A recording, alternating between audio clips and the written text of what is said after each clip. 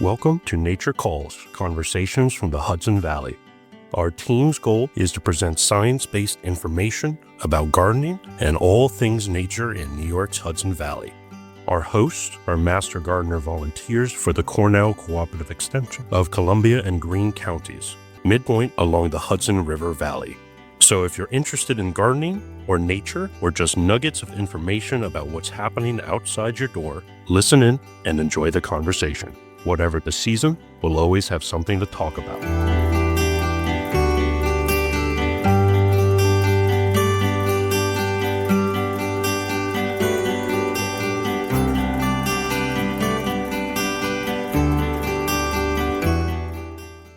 A little note before we begin this episode.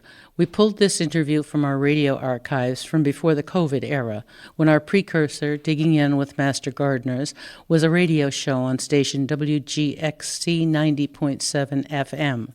We think the material is timely and appropriate, so with the permission of the radio station, we've edited the interview to fit our podcast format and are presenting it again for your listening pleasure. This is the first of two parts about wildflowers. I'm Teresa Golden, and with me is Jean Thomas. We are two of the Master Gardener volunteers who help to educate county residents on a variety of community horticultural topics. The topics for this segment are wildflowers and foraging. Joining us for this discussion is Tracey Testo, a program coordinator in the area of natural resources and the environment for Cornell Cooperative Extension. Tracey leads groups into the wilderness of the Siuslaw Forest and other venues. Thanks for joining us. Thank you for having me. Happy to be here. Tracey, tell us a little about your background and your mission at Cornell Cooperative Extension. Sure. So I studied plant sciences at SUNY Cobleskill. I originally thought I wanted to go into maybe more traditional agriculture, perhaps vegetable production, and I quickly became really enthralled and curious about the natural world and our existing forested systems. I then learned that there's a lot of things that can be eaten that are already just growing out there, and a lot of beautiful plants that I like to engage with. So I shifted my focus a little bit and started to hone in on ecology and forested systems, and that's what brought me to Cornell Cooperative Extension of Columbia and Greene Counties. My draw to that association was the Agroforestry Resource Center. That is what I would say is my specialty. I focus on opportunities that exist in woodlands that landowners or professionals might not be keyed into, and try to help shift their focus towards things that might be fruitful, pun intended. Let's start with the Siuslaw Forest. What exactly is it? I'm told it's a teaching and model forest, but what happens there beside a place to find wildflowers and go foraging? Quite a bit. It has a really rich history. A landowner who still resides within the model forest has been the caretaker since the late 50s, early 60s. It was originally an American tree farm, but now it's evolved into one of the 4 New York City watershed model forests. So it's an opportunity to show how you can have a working forest, whether it be timber harvest or agroforestry opportunities, while still maintaining a healthy ecosystem and high water quality. We use it for many aspects of our work at CCE. 4-H educators use it to bring kids into the woods to learn about water quality, for example. We use it for our walks, and we maintain a whole host of demonstrations with interpretive signage to engage the public, whether we're there to lead them or not. So can the public just go wandering in there anytime? It's open at all times? It's not open at all times. It's open when the office is open, so that's Monday through Friday, 8:30 to 4:30.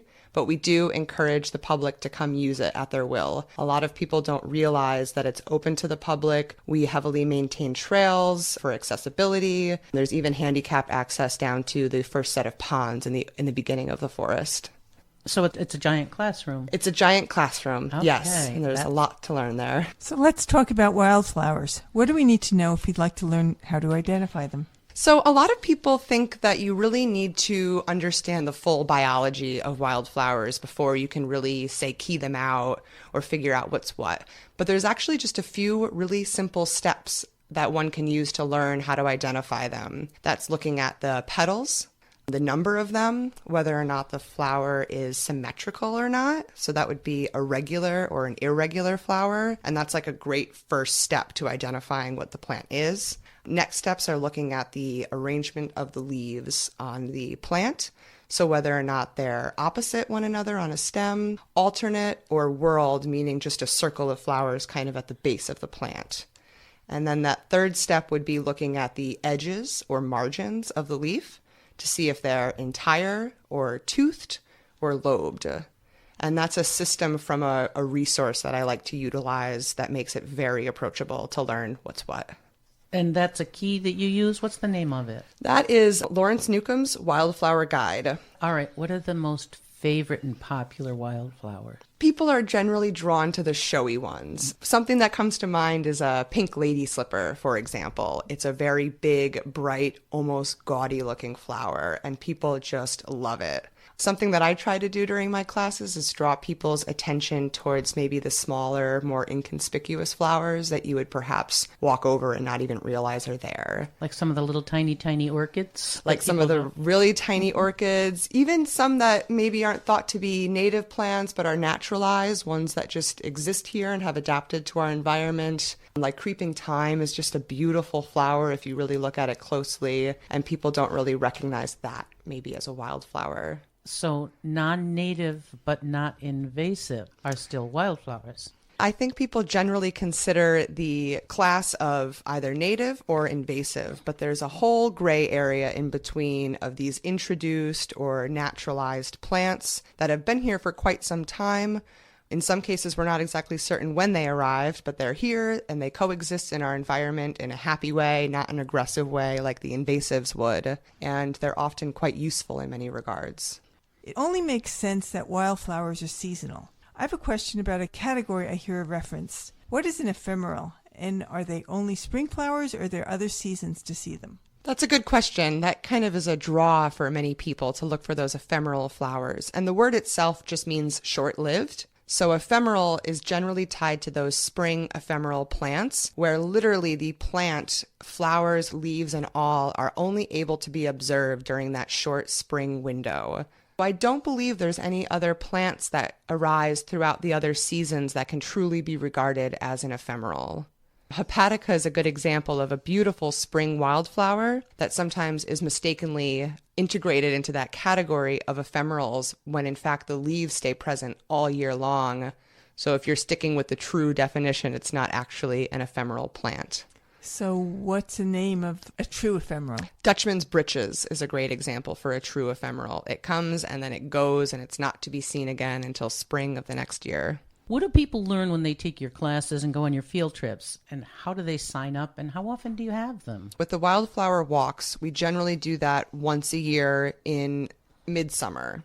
And when one comes to those classes, they can expect to learn how to utilize the key that I described. And just to give an example of other keys, most people think of identification books as being a dichotomous key. And that's where you would answer a question and it would send you in one of two directions. And I find those dichotomous keys to be somewhat unapproachable. You really need to know all the intricacies of the terms of the plant to follow them, and you can quickly get lost down the wrong rabbit hole. So we use that Lawrence Newcomb's Wildflower Guide and follow those 3 simple classifications that I described. And I teach people that system before we go out, make sure everyone's kind of comfortable and on the same page. And then we go out into generally the Siuslaw Model Forest, and I have kind of a set list of plants that I follow and make sure I highlight to pull out all of the differences that one might find in the wild. So looking for those irregular flowers, those regular ones, and then anything that I know might be a draw for people. For example, if we're in a season where goldenrod is blooming and it's just everywhere, it's unavoidable and people want to talk about it. They want to know what it is. And I generally like to expand a bit beyond just identification of those flowers. I like to talk about the origin of the plant, whether it's native, if it's not, where it came from, how it got here, and then what are some uses of those plants either to the ecology or to us humans. Do you take these walks and classes elsewhere than the Siuslaw Forest? We do hold events in Hudson. Our office of CCE Columbia Greene, we're a merged association, so we have access to our Acre location and our Hudson location, but we generally look to the Hudson location for other walks that I think we'll talk about later. So do you have links available for people to study prior to heading out on their own? Yeah, that's an interesting question. This is something that I always kind of bat around a little bit. And with a lot of this, we try to not overwhelm participants, especially before they even get in the door. I might send out an email prior to the class just reminding folks to be ready for the weather. And I let them know what guide we're using. So if they have their own copy, they can bring it. Or if they want to get it beforehand, they can purchase the book. I always have a set of copies on hand. But I generally like to wait for people to show up. And that's part of the fun for me, is to have participants walk in the door and be just filled with wonder and excitement and questions. And I can help them navigate that excitement. What's the best season to go out and see wildflowers? Or do you have a favorite season? I do. And I think it's because of the timing. The spring is my favorite time. Oh, we're hungry for color. We're hungry for color. We're hungry for plant life. At that point, we're just ready to move on from the winter season. And I'm just ready to engage with these plants again. And those are when those spring ephemerals are out and the forest just kind of starts to wake up.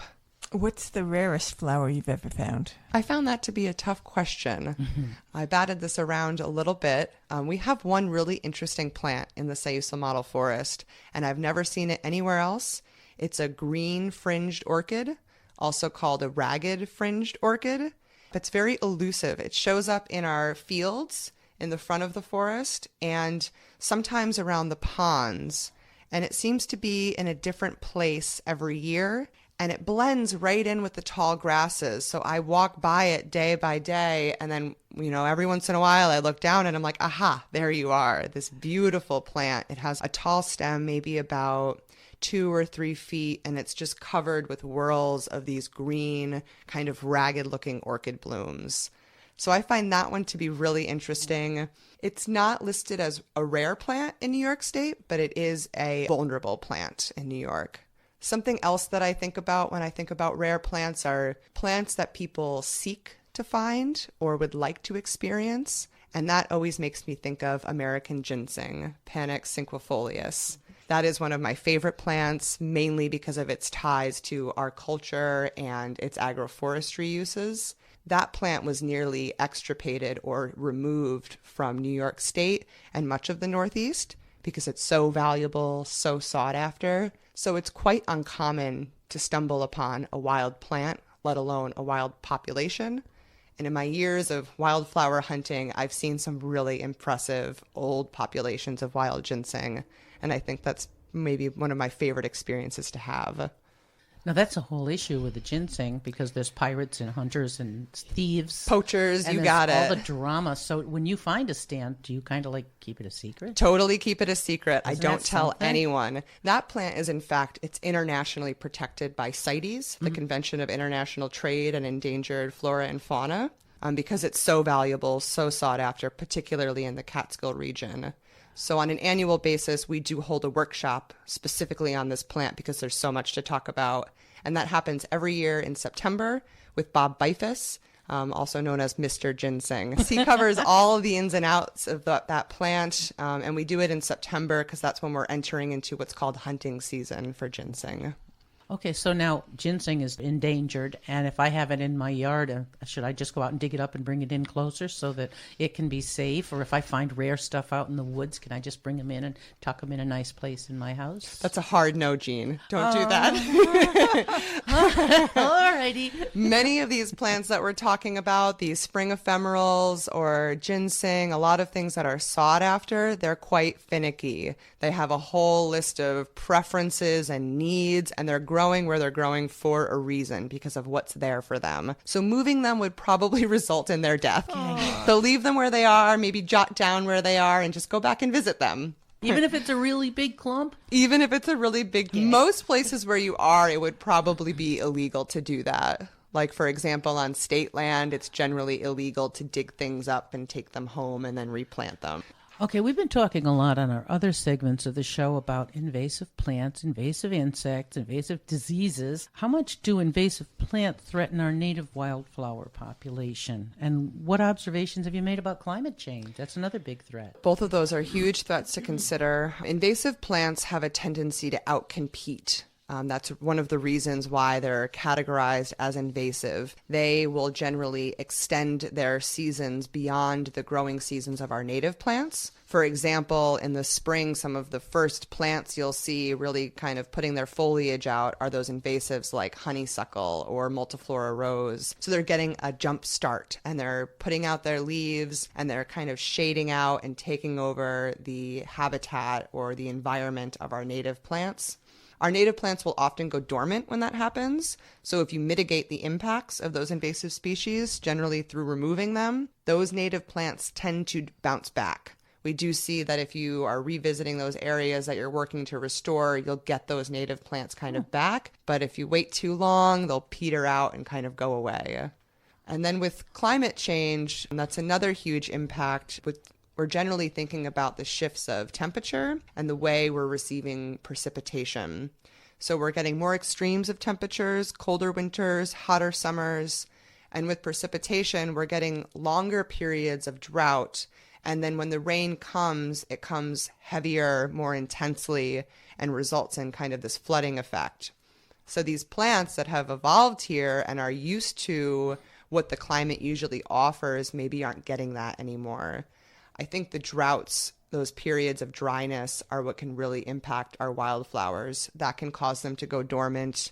It can reduce their resources so they're maybe not able to bloom. Another really big impact that I wanted to highlight is deer browse. So if the plant miraculously is able to escape the invasives, it's able to adapt to the climate change, then we have this huge deer population problem. So if the plant's doing well, then a deer might stumble along and find this what it finds to be a delicious wildflower and will bite the leaves off, bite the flower off, and that can ultimately result in the death of those plants as well. So we do a whole host of education on deer browse. We have a couple workshops and monitoring efforts that we're engaged in called AVID, Assessing Vegetation Impacts of Deer. And this is another training that you can engage with to learn about the impacts on trees, shrubs, and wildflowers. And you have a big AVID procedure up in the Siuslaw Forest, correct? We do. We have about 5 different deer exclosures. So these are fenced-in areas that we're removing deer from and then monitoring the results of deer being not present in those stands. We also have control plots that are outside those fenced-in areas, so we're able to compare what's just happening in the wild without any protection. And then we use those and go to other locations wherever people are interested to put on trainings and teach people how to set up these own monitoring plots so you can become a citizen scientist and monitor the plants that you love on your own. Do you have any results from your exclosure experiment? Does it make a difference? Absolutely. There's one that we installed in what was called a patch clear cut. We do active harvesting on the model forest. So we did a 1/2 acre patch cut where we cut all the trees down to the ground. And then we established a deer exclosure in the middle and watched to see what would happen. And if you stand like looking down the fence line and look to the left and see inside the exclosure, you'll see tree shoots that are growing 10, 12, 15 feet tall. And if you look on the right, there's nothing. There's like raspberries growing at ground level, and that's it. How many years have you been doing this project? There's different exclosures that have been installed by different folks. The AVID protocol established from researchers at Cornell University, and they established our first 3 deer exclosures maybe in 2014. And they've been monitoring both the results of different types of fencing so they can relay those to landowners. And then we came in after our harvest in 2016, and areas that were cut we wanted to protect to make sure we got trees to regrow there. So we established those 2 additional exclosures and have been monitoring those since 2016. So you're accumulating great quantities of data. We are. There's a database for all that data. The AVID program has its own website. All the monitoring that one does, including ourselves, we input that data onto the database, and then that will ultimately be utilized by the DEC to make deer management population decisions. So if the native plants are crowded out by the invader plants, what's the harm to the whole ecosystem? Don't they just kind of fill in the niche? Are there reporting systems in place for endangered species? Unfortunately, it's quite a ripple effect. If we lose a few species, those other animals, insects, pieces of the ecosystem that benefit from them don't have them anymore. Like maybe a wildflower was the source of nectar for a pollinator. If that plant was outcompeted by the invasive species, that pollinator might not have the correct food source for them to complete their life cycle.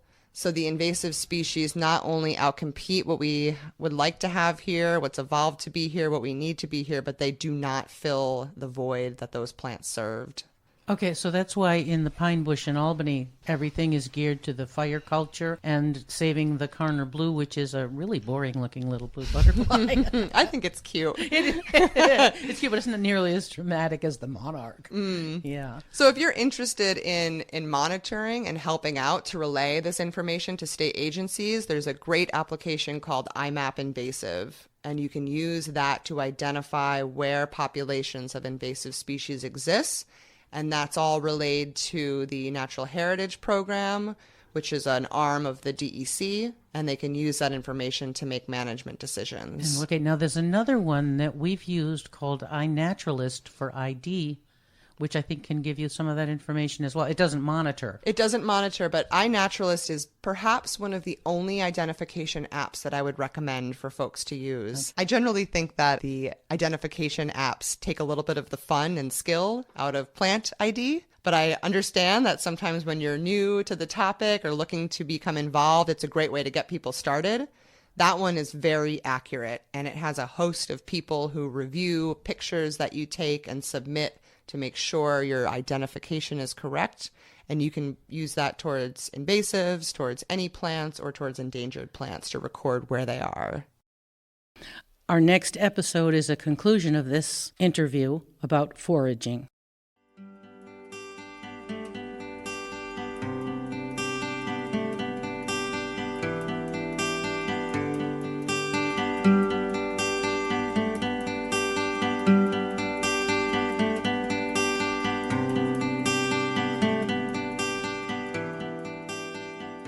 That concludes another episode of Nature Calls, Conversations from the Hudson Valley.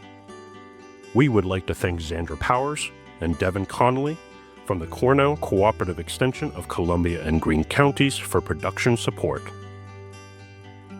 And a special thanks to our listeners for joining us on this episode of Nature Calls, Conversations from the Hudson Valley. You can find links to any of the topics mentioned in this episode at our website at ccecolumbiagreene.org. Comments and suggestions for future topics may be directed to us at columbiagreenemgv@cornell.edu or on the CCE Master Gardener Volunteers of Columbia and Greene Facebook page. For more information about CCE of Columbia and Greene, visit our website or visit in person during business hours at our campuses in Hudson or Acra. Cornell Cooperative Extension provides equal program and employment opportunities in accordance with applicable laws.